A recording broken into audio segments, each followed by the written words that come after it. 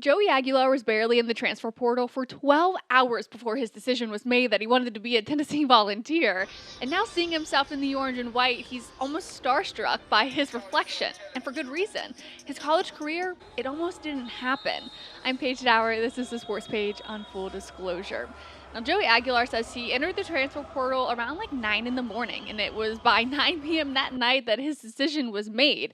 And it wasn't because he didn't have other offers. He did, and plenty of them. But it was, in fact, a conversation that he had with Josh Heupel where he told me it just felt so genuine when he was talking to the team that the second he hung up with Josh Heupel and company, he knew where he belonged. It was amazing, especially when I got on the phone with them. Everybody was so genuine and just so real that it felt like it was easy, you know what I mean? Like once I called them, we had our conversation, we discussed what we discussed, and it was just like, once I hung up, I told my agent, I was like, if they're all in, I'm all in. And what came next was a mountain of support from Vol fans. And what I've known in my short time here in Tennessee, going on 4 years, is that Vol fans want somebody to cheer for. They want somebody that they can get behind and that they can support. And I've seen that a number of times, whether you're somebody like a Dalton Connect or you're somebody like a Blake Burke and you've been with the program your whole career. Well, Joey Aguilar sensed that right away before it was hardly official that he was coming to Tennessee. He noticed he was getting flooded with mentions and tags across hundreds of posts on social media. And should we tell him that he hasn't seen anything yet from Vol fans? But what was most surreal to him is he knew that he hadn't done anything yet to earn the support. In fact, it was just a heartwarming feeling that he had when he did know that he was coming on the other side of the country to a place that was ready to embrace him. I really haven't done anything for this university yet, and all these people are just super welcoming, asking for autographs, pictures outside of football, which is awesome. Made Joey Aguilar feel even more secure in his decision to come to Tennessee was the fact that on top of the support from the coaching staff and Vol fans, he found it immediately in his newest teammates.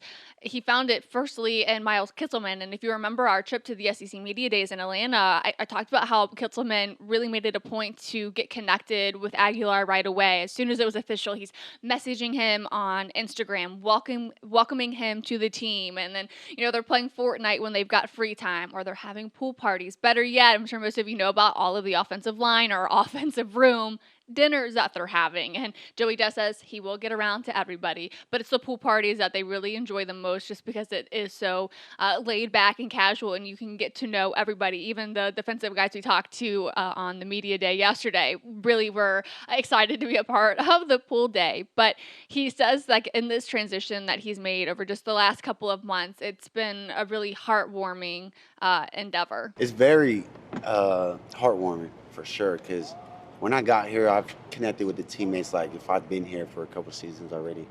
And I think that's what makes the transition easier. And now competing for the starting quarterback job at Tennessee, it's likely a reality that he did not see coming at all, especially when you go back to his high school days, where once his high school career ended, he graduated with no offers, no scholarships to play collegiately. He took a couple of years off, and then COVID-19 happened, and he elected to give it another try. In fact, he ended up going to a junior college just outside of San Francisco. There, in his lone season in JUCO, he completed 64 of his passes before transferring to App State, where he played the next 2 seasons. And then in December, he transferred to UCLA, and just a couple of months later, about 5 to 6 months later, he is now in the orange and white competing for the starting job at Tennessee. I'm not going to back down for anything, and I'm super excited to be here. And he revealed if he learned anything during his entire life, but especially in this journey of football, it's that he's learned to persevere. And I think that's given him a mentality that probably is a perfect fit for Tennessee. The number of times that we hear the coaching staff talk about the chip on their shoulder, and then the players take on that mentality and they really thrive in this underdog role where, their best is never deemed enough in the eyes of, let's say, national media. And we talked about that in the top 11 players for Tennessee football the other day, that it almost feels like rage bait how underrated Tennessee is in any mentionable poll.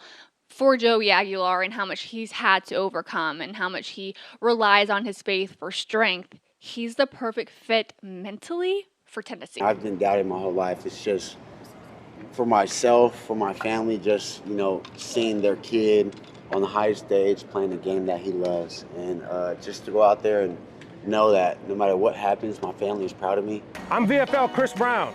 Experience the VW brand proudly being produced in the great state of Tennessee. Harper Volkswagen is a proud partner of Tennessee Athletics. Go Vols.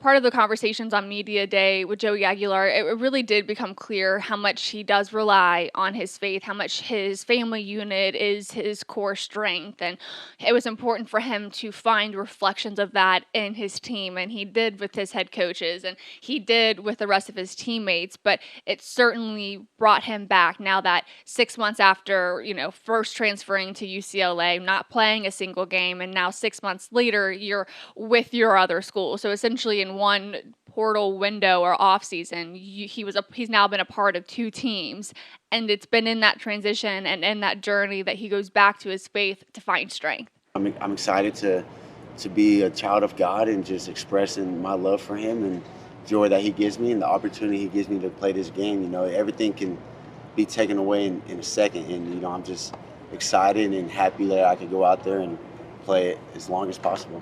And seeing that faith in his coaches was a huge selling point for Aguilar. And I know with the amount of pregame videos that goes viral of Josh Heupel, there's always that moment where they take a moment for prayer before they go out on the field, where they kind of recalibrate themselves, even on game day. And the chaos of what is a game day, they take time to kind of remember what's important. And for Joey Aguilar, that was incredibly important for him to see that in his coaches. And he says he found that on Rocky Top.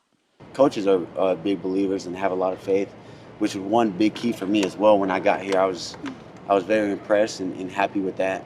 And then teammates and then the church that I went to, all super welcoming. The first look that we get at Joey Aguilar on day one of camp, and it brought me back to a question I asked, if he had completed any deep passes yet, and he says, no deep passes yet, but even in day one of fall camp, it's evident that he's continuing to make strides and how comfortable he is with the system. At first, it was a little shaky because I'm still trying to get all the details of things down, but it was just fun to be back out there. But still, there's an underlying confidence to him that if you're not paying attention, you might miss it. Smarter, I guess, taking check downs when I know the deep ball would be a little more 50-50, but at the end of the day, I got to give my receivers a chance and just have the trust that my receivers, no matter what ball I throw to them, to come down with it. On day one of fall camp and what the coaching staff had to say after the first day, now 30 days out from the start of the regular season. We'll have much more coming up on instant reactions from what the coaches said earlier today as well. So certainly make sure you have your notifications on so you don't miss out on any of the practice footage, what I've got to say after practice, and our usual Monday, Wednesday, and Friday morning episodes. I'll talk to you guys again on Friday.